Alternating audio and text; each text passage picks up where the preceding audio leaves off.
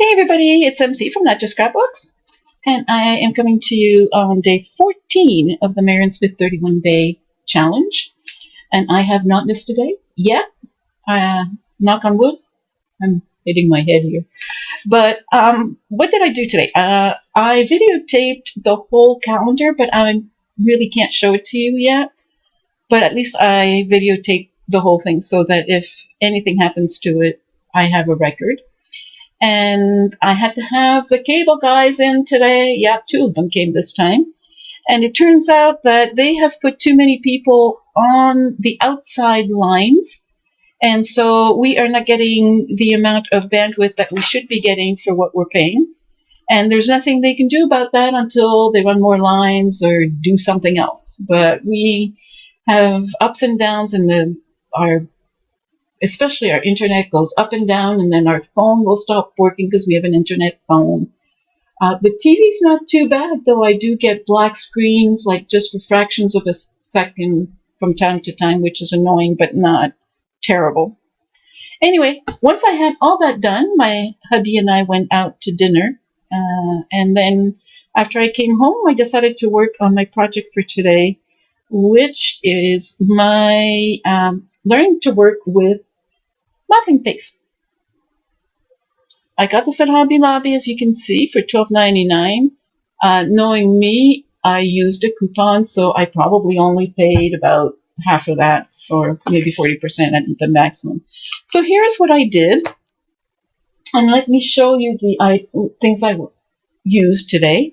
You already saw the modeling paste. And having done that, I put the modeling paste on this side, and I had not worked on that side. So let's forget this side just for a minute. And let's concentrate first on this side. First thing I did is I wanted to try something that, the odds are that somebody else has done this already, but I had not done it nor seen it.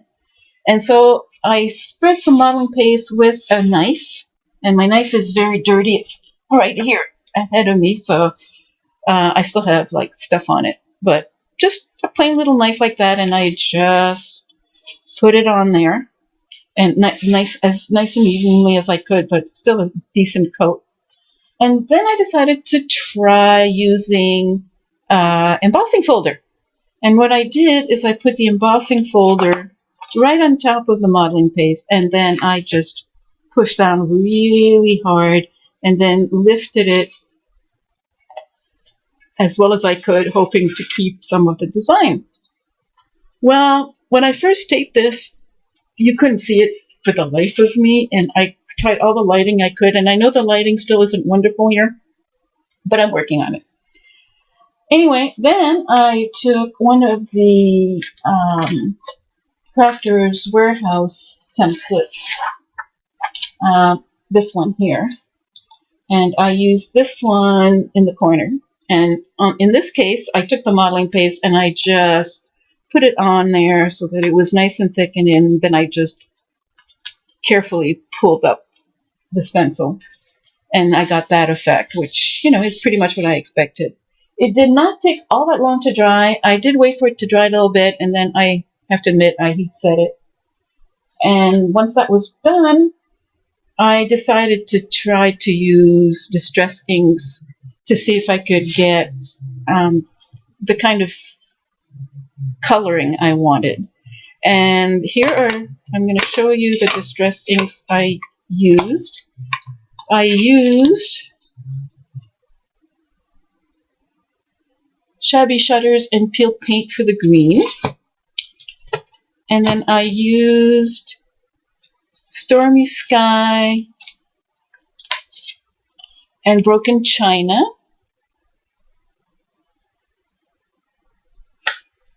And then, yes, for some odd reason, I put a little bit of purple in a couple of places. And the purple I used was, well, actually, it's a blue, but Chip Sapphire. It's kind of purpley. This is the color that it really comes out of, but that's the color it says it is. Anyway. So those are the distress inks, and I use them in a number of ways. I used a dauber. Let me just say that a dauber on modeling paste that is a little scratchy is not exactly good for the dauber. Mine was, I have to admit, mine wasn't that great when I started, but this is what it looks like now. I think we can call this one gone. Bye-bye. Okay, I also use the technique of, when you take the distress ink pad and you put it on your mat, and then I used a little bit of water and whatnot to just spread it. And I also used the contact like this and then rubbed it out a little bit so it wouldn't be like very heavy in any one spot. Then I decided that I should try and stamp, and I used archival ink, jet black, to stamp the words. And when I first stamped this, it wasn't quite dry. It was awful. It smudged and smeared, and you could only see half of it. You still only can see half of it, but it was worse. And so I decided that I needed to paint. And so I painted this area here by combining the two Americana paints that you see here. One is mint julep green, and the other one is baby blue. Now, once that was done, I was able to take my stamps, and they're Tim Holtz stamps I had never used. I had been hoarding. And I got these at Joann's, I believe at Joann's for 40% off. Life's Possibilities and The Journey. And I seriously have been hoarding these for like 2-3 years now. I think that is everything I use except for the chicken wire. And really what happened is I decided that I was going to work on the other page, and I did put a little bit of chicken wire here, and you can see it here.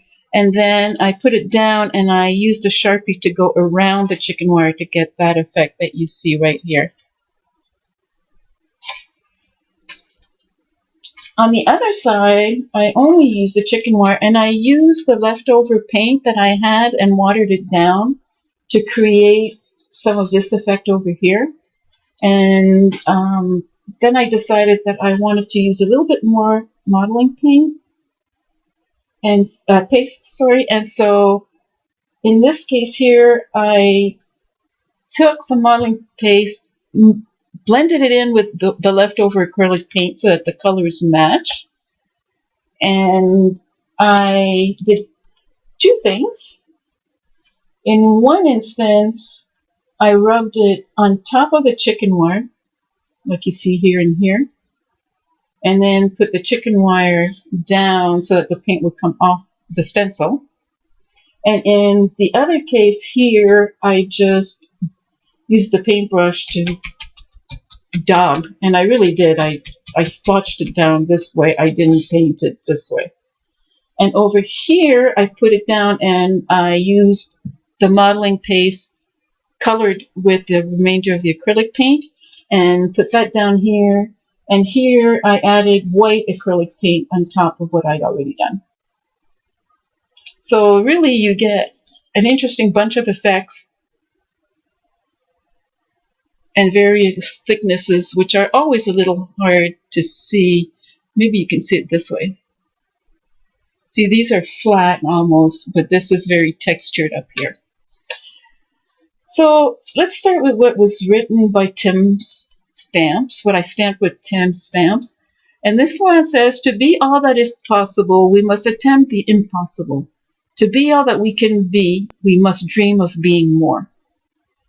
This one says, enjoy the journey. And this one says, live the life that you've imagined. And I did a tiny little bit of doodling. The thing I'm most happy about, I think, on this page is this, because it finally came out where you can see both the dimension of it, but you can really see the design of it coming out, and that is really, really cool. Now, what I wrote on the other side were things out of my head, and it said, live laugh, love, then start again from the beginning.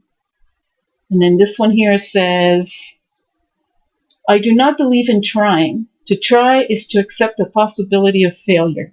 When I start something, I believe I will succeed. Failure is not an option. This one says, be the first one to give. I mean, it's always good to be grateful for what you get, and to give back, but giving first, I think, I know some people call it giving forward these days, but being the first to give, that's fun. I like that. It's one of the things I really love to do.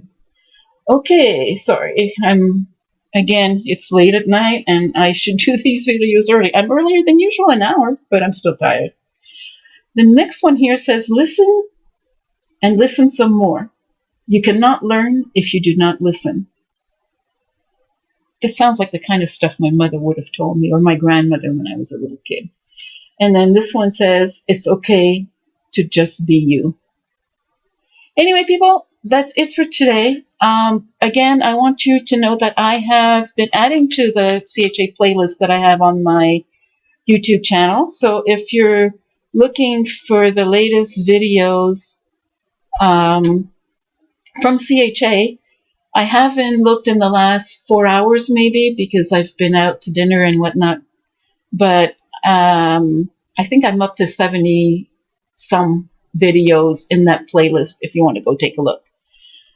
Also, please don't forget to leave a comment on my giveaway video. The giveaway is open till this Saturday at midnight.